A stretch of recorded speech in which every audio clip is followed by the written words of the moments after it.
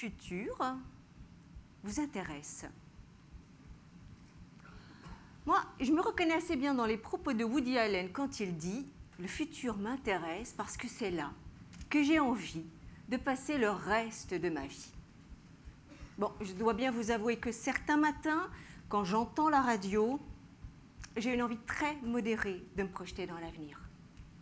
Pourtant, le monde de demain, il est là, déjà en partie, sous nos yeux. Et ma conviction, c'est que nous pouvons en prendre les commandes, beaucoup plus que nous l'imaginons.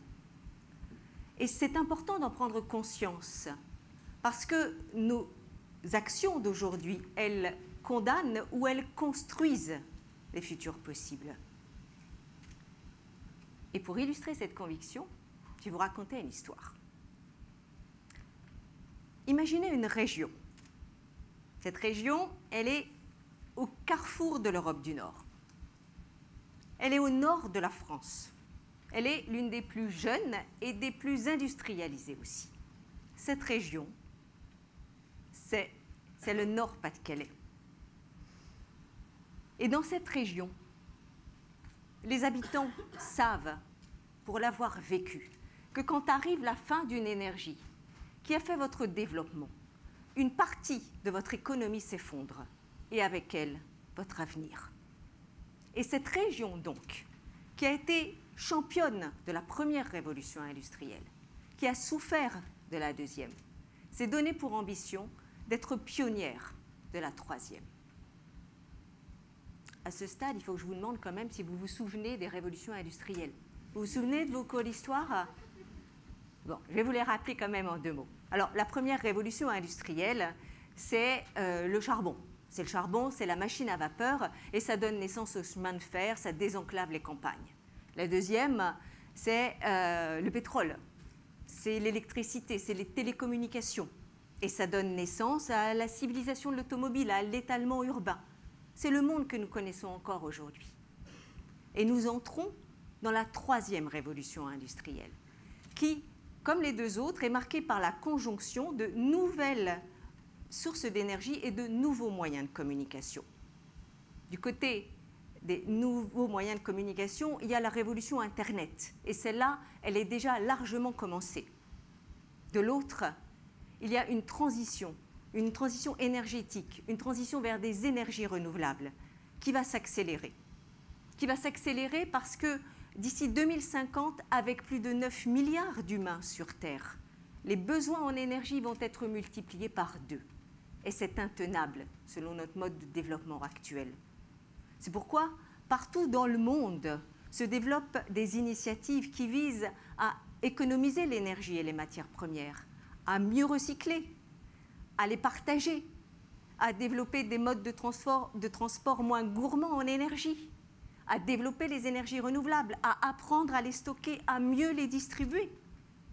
Et tout cela est rendu possible par les nouvelles technologies, par le numérique.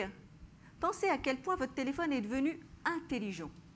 Demain, ce sont les villes qui seront intelligentes. Pensez à quel point Internet vous permet d'échanger, de partager. Vous réalisez le moment historique dans lequel nous sommes?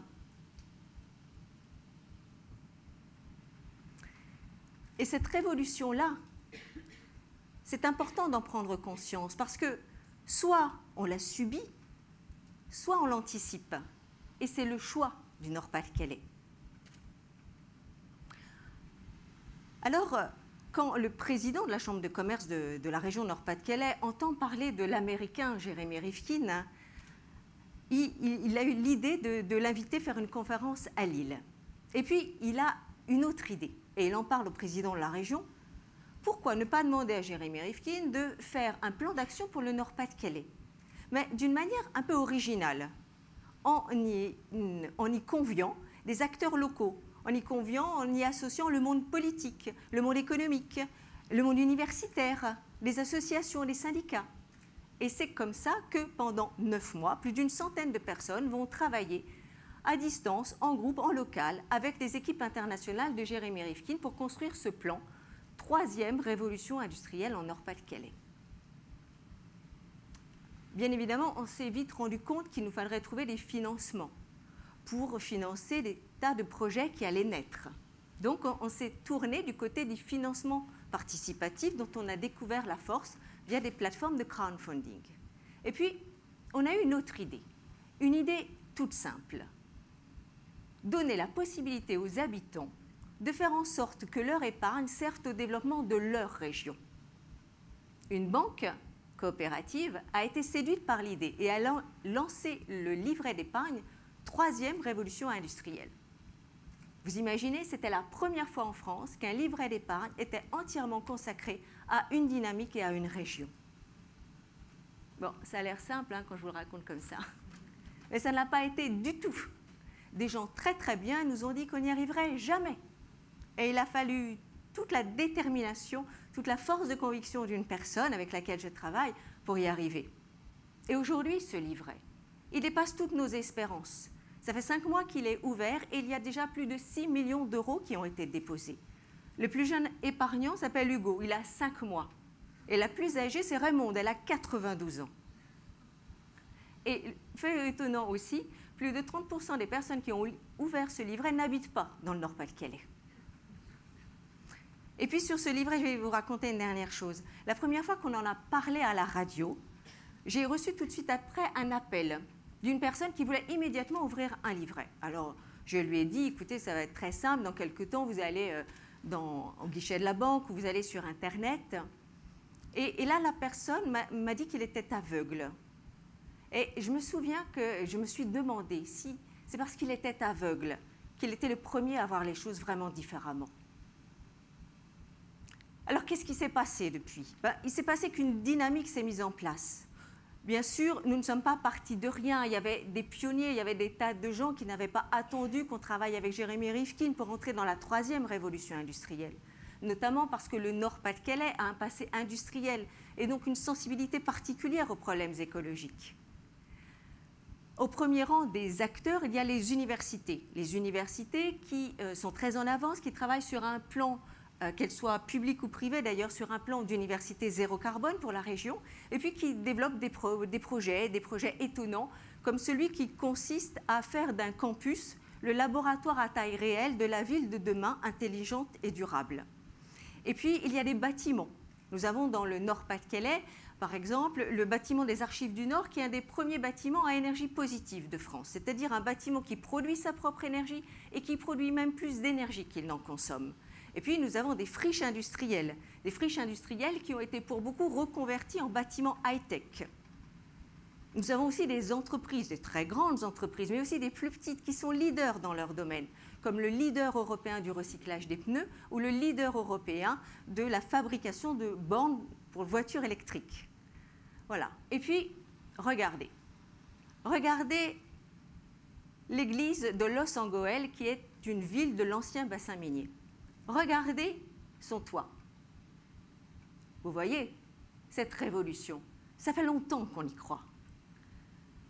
Alors, ce qui s'est passé ensuite, c'est qu'on a vu venir, on a vu des projets, des dizaines, des centaines de projets venant de tous les horizons. Dans les collectivités locales, par exemple, il y a beaucoup d'innovations. Les collectivités locales, elles construisent des écoquartiers ou elles rénovent des anciens quartiers. Elles innovent aussi dans la gestion des déchets. Roubaix, par exemple, expérimente en ce moment le zéro déchet. Ou elles innovent dans l'énergie. À Dunkerque, la chaleur de la plus grosse usine sidérurgique sert à alimenter le réseau de chauffage de la ville. Ou une ville à côté a décidé de tourner le dos aux énergies fossiles pour ne se fournir qu'en biogaz 100% naturel, lui aussi issu en région. Il y a des entreprises. Dans les entreprises, il y a des projets lourds, des projets innovants comme le stockage de l'hydrogène, comme la construction de bâtiments en imprimante 3D, comme les réseaux intelligents. Et puis, il y a aussi l'allègement des matériaux. L'allègement des matériaux, c'est important parce que c'est comme ça qu'on arrivera peut-être demain à construire des voitures qui pourront rouler à 2 litres au 100. Et puis, il y a un fourmillement de petits projets. Par exemple, il y a une jeune entreprise qui s'est créée et qui, avec des vélos électriques, ramasse toutes les huiles de friture usagées des restaurants de Lille pour les transformer en biocarburant. Il y en a une autre qui a inventé des éoliennes individuelles qu'elle pose sur les immeubles Et ces éoliennes sont fabriquées avec des fibres de lin qui, elles aussi, sont fabriquées en région. Et des projets comme ça, je pourrais vous en raconter pendant des heures. Il y en a 300. Autant de projets qui sont porteurs d'idées nouvelles et créateurs d'emplois. Et je pourrais vous parler aussi de l'implication des jeunes qui, dans leur école, dans leur fac ou dans leur lycée, planchent sur des projets de troisième révolution industrielle. Et jeunes qui veulent être à leur manière co-créateurs de leur job, de leur région et du monde de demain. Voilà, nous sommes en marche. Nous sommes en marche vers une économie plus créative, plus responsable, plus économe en ressources, plus collaborative. On ne fait que commencer et tout n'est pas facile, mais c'est stimulant. On apprend en marchant. On ne prétend pas être les seuls. Simplement, on essaye de le faire ensemble. Alors, en conclusion, qu'est-ce que je peux vous dire? Qu'est-ce que j'ai retenu de cette expérience? J'ai retenu 3 choses. La première, c'est que nous sommes sur la bonne route. C'est sûr, l'avenir, c'est sur ce chemin-là qu'il est. La deuxième, c'est qu'on n'a encore rien vu des immenses bouleversements qui nous attendent dans les années qui viennent. Et la troisième, c'est que nous pouvons être moteurs, beaucoup plus que nous le pensons. Nous pouvons prendre les rênes de notre futur. Nous pouvons être moteurs, nous pouvons révolutionner notre monde de manière positive. Plutôt que d'attendre, comme souvent en France, que le changement vienne d'ailleurs, qu'il vienne du haut, du sommet, de l'État, et de nous en désespérer. Je crois que nous pouvons être plus exigeants avec les entreprises, plus exigeants avec les politiques, plus exigeants avec nous-mêmes, mais en même temps, plus optimistes. Plus optimistes parce que nous entrons dans un monde moins vertical, moins hiérarchique, plus ouvert, plus décentralisé, qui nous laisse plus d'initiatives. Et c'est ça aussi, la troisième révolution industrielle. Alors, si vous me demandez ce que vous pouvez faire, vous, pour agir, je peux vous proposer, et je ne vais pas y résister, de venir vous installer dans le Nord-Pas-de-Calais. Vous serez bienvenue chez Ch'ti. Mais vous pouvez aussi agir là où vous êtes, dans votre comportement citoyen, dans la manière dont vous consommez, dans votre participation à des projets, parce qu'il y en a forcément autour de vous. Alors, ouvrez les yeux, soyez curieux, participez au plus près de votre territoire, à faire avancer les idées et les actions qui changent le monde. Construisez, dès aujourd'hui, là où vous êtes, le monde dans lequel vous avez l'intention de passer le reste de votre vie.